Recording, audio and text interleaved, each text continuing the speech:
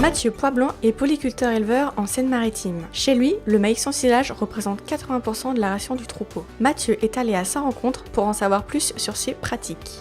Mathieu, est-ce que tu peux nous brosser un peu les performances zootechniques de ton troupeau? C'est un troupeau 100% Primostein, on tourne aux alentours de 10 000 litres de lait par vache en moyenne, avec un taux, un TP de 34, un TB de 44 aux alentours, et un taux cellulaire de 230 000 en moyenne.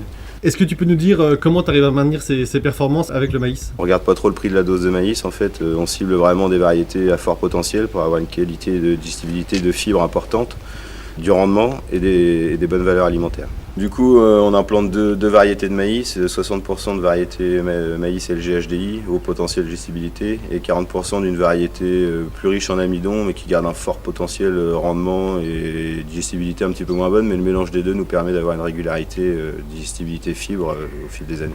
Comment tu les implantes? Nous, on sème 2 fois 2 rangs sur notre semoir monograine 4 rangs, et on encile avec une machine 8 rangs, ce qui nous permet de mélanger les variétés dans le silo.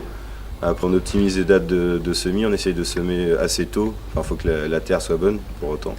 Une bonne vigueur de départ, parcelle propre. Et la deuxième partie de semis se fait souvent 8 jours après sur des terres où il y avait une dérobée régras.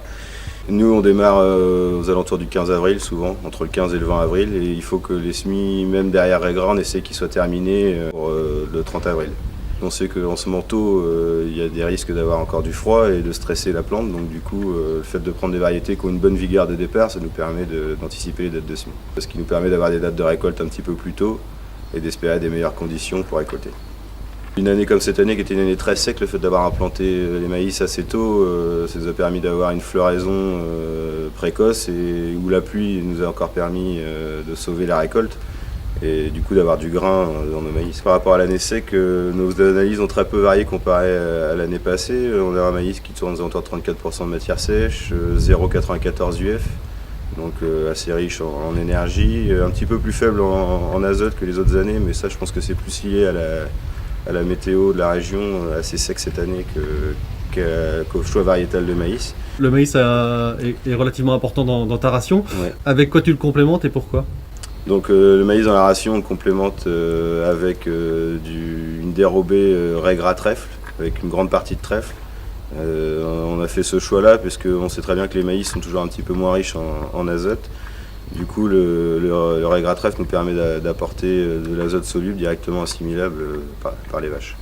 Comme l'a très bien dit Mathieu, le choix variétal est primordial pour la performance zootechnique de ces animaux. Pour lui, c'est la digestibilité des fibres qui prime et qui permettent une certaine stabilité de la qualité du fourrage dans le temps.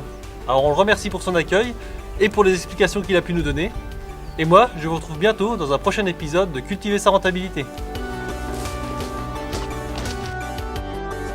Régularité au niveau analyse on va recommencer parce que... Tu peux pas te mettre devant moi s'il te plaît? Ça va me perturber.